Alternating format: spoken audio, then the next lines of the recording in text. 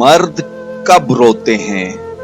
मर्द रोते हैं जब इनकी माएं फौत हो जाती हैं। मर्द रोते हैं जब वो अपने प्यारों की जरूरतें पूरी नहीं कर पाते। मर्द रोते हैं जब उनका कोई बच्चा बीमार होता है। मर्द अपनी बेटियों की शादी करते वक्त रोते हैं।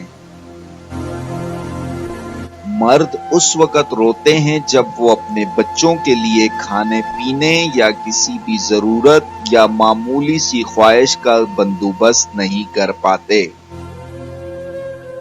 मर्द रोते हैं लेकिन मर्दों के आंसू गाल पर आंख से नहीं गिरते और ना ही इनके आंसू किसी को नजर आते हैं।